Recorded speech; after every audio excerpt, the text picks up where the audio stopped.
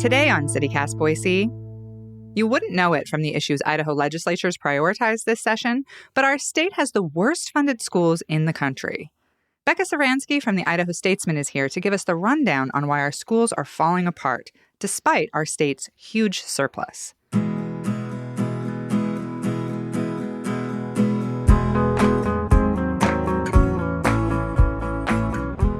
It's Monday, May 1st. I'm Emma Arnold, and this is what Boise's talking about.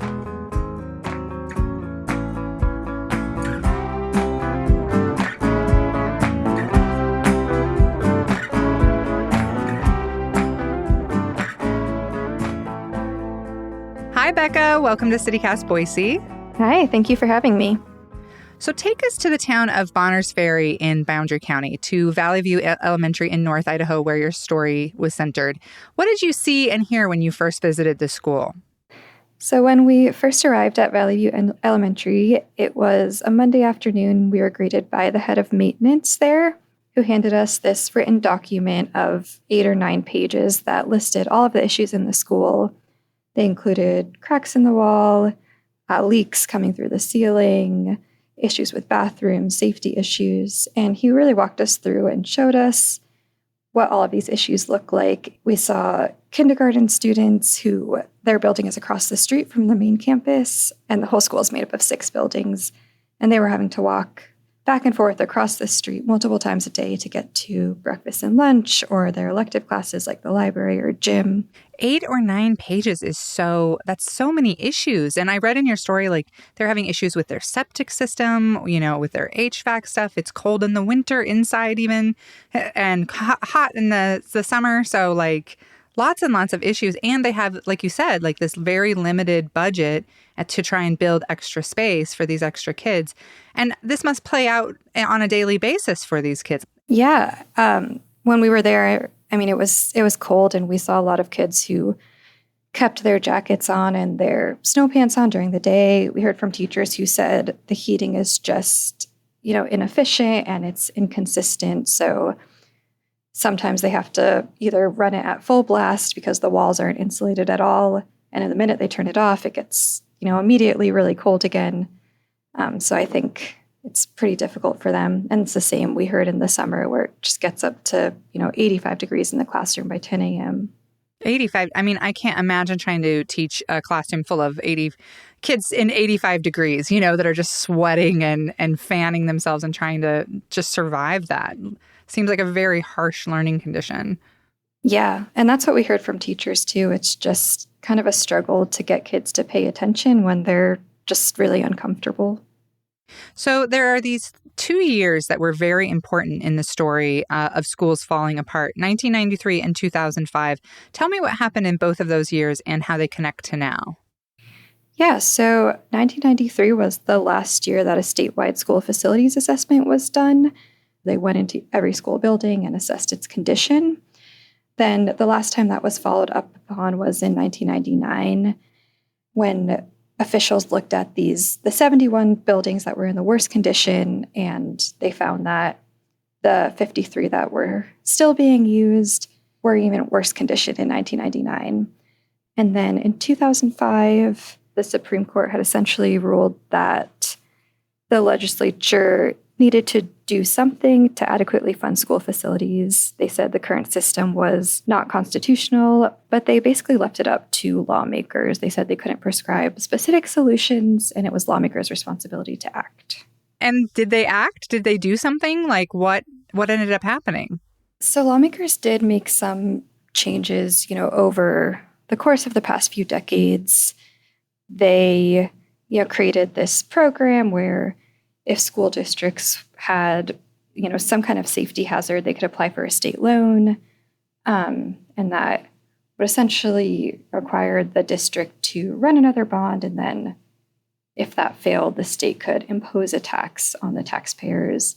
And that's only been used twice in state history. And then they did, a few other things to help districts who do pass bonds to pay off interest. But what we've heard from superintendents is that it really wasn't enough to really solve the issue. And then as recently as last year, the Office of Performance Evaluations released a report that said there were over $800 million in school, maintenance needs, and that figure was likely low. So bond elections have become so essential for rural districts especially, but they're also like a really challenging thing to pass in counties like Boundary County. So what's going on? How did bonds become so important, but also so difficult to push through? Bonds have been pretty essential, I guess, in the state's history.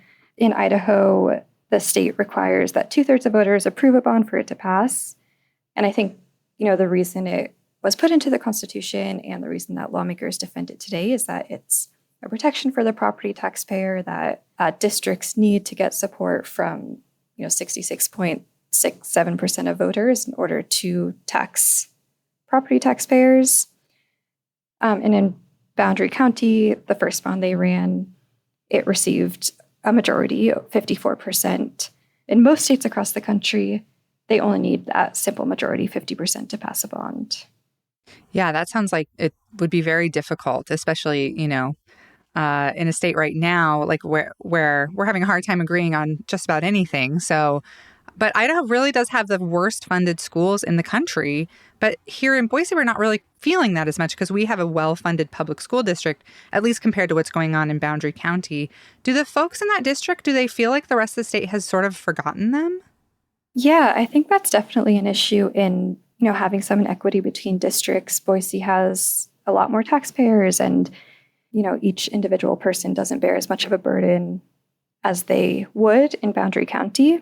We heard from administrators and school board members and teachers in that district who have seen the schools in Boise and wondered why they can't have the same types of facilities. And I think that's really difficult. And I think also for rural districts that don't have as many resources, they don't have as much time to devote to, marketing this bond and educating taxpayers about it and going out into the community. And I think that's, the Boise School District is much bigger and has much more resources. So I think they're better able to do that in some cases.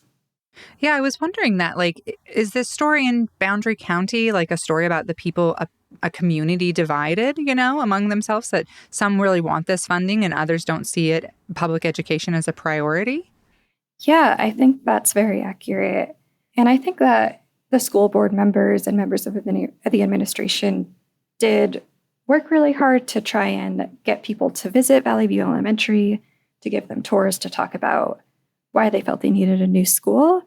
But they said a lot of people didn't really take advantage of that. They, only had a handful of people who came to their information sessions, and it was hard to get more people on board.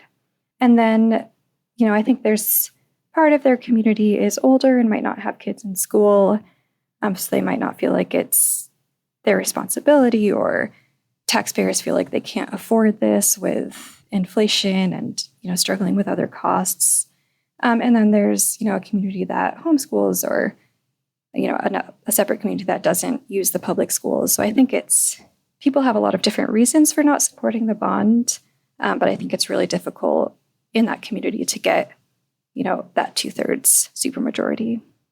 Yeah, this whole thing seems really inequitable. Like there's this rural urban divide, and it's so stark. And how did this come about? How did it become so stark in Idaho education, at least in Boundary County? I think that Boundary County has really always struggled to pass bonds and to get funding for their facilities back since, the late 80s. They had tried to pass a bond several times to get a new high school built. They had to resort temporarily to double shifting. So some students would go to school in the morning, some students would go to school in the afternoon because they were so overcrowded and they couldn't pass a bond to get a new school built. So I think in Boundary County and in a lot of these rural areas, this isn't necessarily a new issue, but it's something that they're having to continue to deal with. And as the years go on, their buildings are in worse and worse condition, and they're not able to repair or replace them. I'm wondering what this looks like for the community. It seems like you would be just bleeding young families, like, is that true? Are they leaving? Are they losing a lot of young families? Because it seems like young adults would feel like, I grew up here. I'm not going to raise my kids here.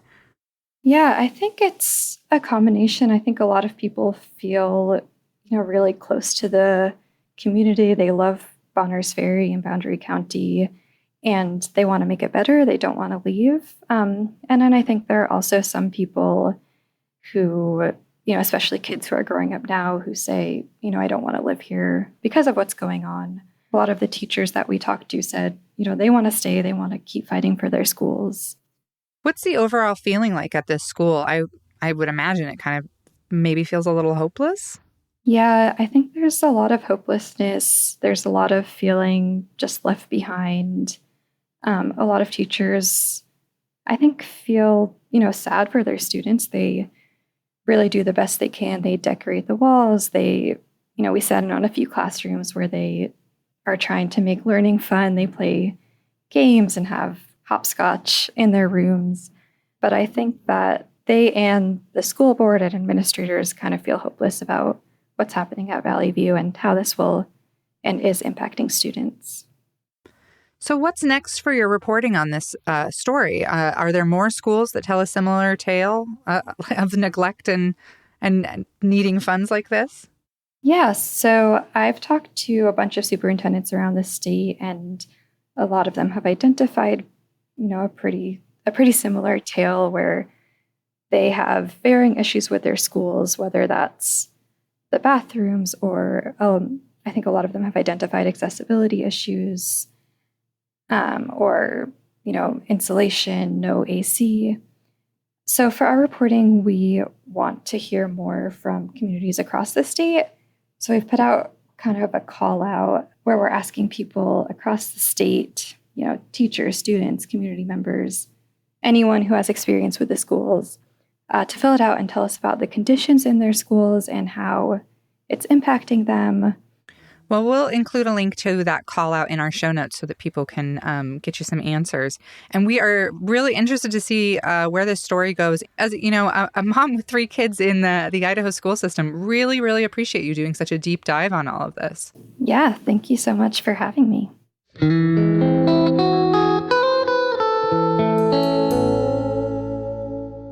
Speaking of school funding, KTVB is reporting that West Ada School District voters will have the opportunity next month to decide whether or not to approve a $500 million plant facilities levy that will address renovation, new construction, and repairs.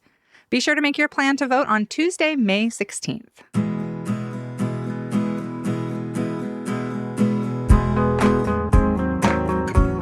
That's all for today here on CityCast Boise. If you enjoyed the show, why not tell a friend? Leave us a review and subscribe to our Hey Boise newsletter. We'll be back tomorrow morning with a Hater's Guide to Boise, Part 2. Bye.